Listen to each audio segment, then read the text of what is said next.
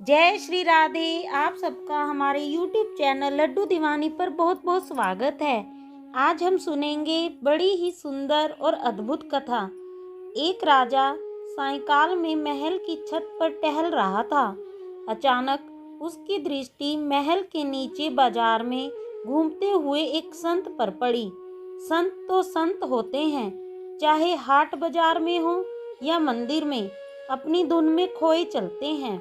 राजा ने महसूस किया वह संत बाजार में इस प्रकार आनंद में भरे चल रहे हैं जैसे वहां उनके अतिरिक्त और कोई है ही नहीं। न किसी के प्रति कोई राग दिखता है, न द्वेष, मानो उनकी दृष्टि में संसार है ही नहीं। राजा अच्छे संस्कार वाले और भगवत भक्त थे। संत की यह मस्ती इतनी भा गई कि तत्काल उनसे मिलने को व्याकुल हो गए। उन्होंने सेवकों से कहा कि इन संत से मिलने में एक पल की देर भी उन्हें पीड़ित कर रही है, इन्हें तत्काल लेकर आओ। सेवकों को कुछ न सूझा। उन्होंने महल के ऊपर से ही रस्सी लटका दी और उन संत को उसमें फंसाकर ऊपर खींच लिया। चंद मिनटों में ही संत राजा के सामने थे। राजा ने सेवकों द्वारा इस प्रकार लाए जाने के लिए संत से क्षमा मांगी। संत ने सहज भाव से क्षमा कर दिया और पूछा, ऐसी क्या शीघ्रता आ पड़ी महाराज, जो रस्सी में ही खिंचवा लिया। राजा ने कहा, एक प्रश्न का उत्तर पाने के लिए मैं अचानक ऐसा बेचैन हो गया कि आपको यह कष्ट हुआ। संत मुस्कुराए और बोले, ऐसी व्याकुलता थी, अर्थात कोई गूढ़ प्रश्न है, बताइए क्या प्रश्न है। राजा ने कहा, प्रश्न यह है कि भगवान शीघ्र कैसे मिले। मुझे लगता है कि आप ही इसका उत्तर देकर मुझे संतुष्ट कर सकते हैं, कृपया मार्ग दिखाएं। संत ने कहा, राजन, इस प्रश्न का उत्तर तो तुम भली भांति जानते ही हो, बस समझ नहीं पा रहे। दृष्टि बड़ी करके सोचो तो तुम्हें पल भर में ही उत्तर मिल जाएगा। राजा ने कहा, यदि मैं सचमुच इस प्रश्न का उत्तर जान रहा होता तो मैं इतना व्याकुल क्यों होता और आपको ऐसा कष्ट कैसे देता। मैं व्यग्र हूँ, आप संत हैं, सबको उचित राह बताते हैं, मुझे भी मार्ग दिखाएं, मेरी बुद्धि के बंद दरवाजे खोलें और इसका उत्तर देकर मेरी जिज्ञासा शांत करें। राजा एक प्रकार से गिड़गिड़ा रहा था और संत चुपचाप सुन रहे थे, जैसे उन्हें उस पर दया ही ना आ रही हो। फिर बोल पड़े, सुनो अपनी उलझन का उत्तर। संत बोले, सुनो, यदि मेरे मन में तुमसे मिलने का विचार आता तो कई अड़चने आती और बहुत देर भी लगती। मैं आता, तुम्हारे दरबारियों को सूचित करता, वे तुम तक संदेश लेकर जाते। तुम यदि फुर्सत में होते तो हम मिल पाते और कोई जरूरी नहीं था कि हमारा मिलना संभव भी होता या नहीं। परंतु जब तुम्हारे मन में मुझसे मिलने का विचार इतना प्रबल रूप से आया तो सोचो कितनी देर लगी मिलने में। तुमने मुझे अपने सामने प्रस्तुत कर देने के पूरे प्रयास किए। इसका परिणाम यह रहा कि घड़ी भर से भी कम समय में तुमने मुझे प्राप्त कर लिया।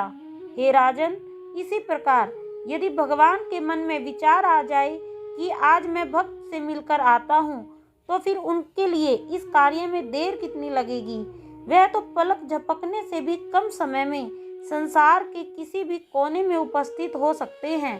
तो हम भगवान को खोजें, उससे उचित ये है कि भगवान ही हमें खोजते हुए आ जाए। राजा यह सुनकर विस्मय में पड़ गया। भगवान क्यों खोजने आने लगे मनुष्य को, ऐसा भी कहीं होता है भला। लगता है संत महाराज आज आपे में नहीं हैं। फिर भी राजा ने धैर्य नहीं छोड़ा और प्रश्न किया। राजा ने पूछा, परंतु भगवान के मन में हमसे मिलने का विचार आए तो कैसे आए और क्यों आए।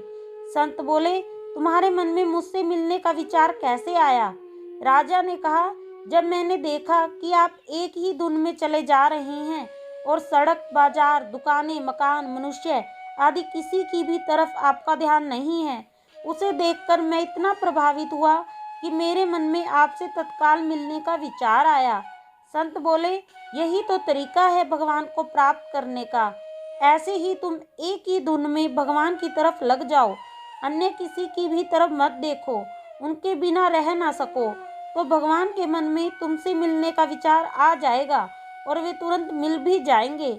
भगवान तो सुपात्रों के पास आकर स्वयं मिलने और उनसे सुख दुख बांटने को बेचैन रहते हैं। इंसान उस योग्य बना ही नहीं पाता स्वयं को।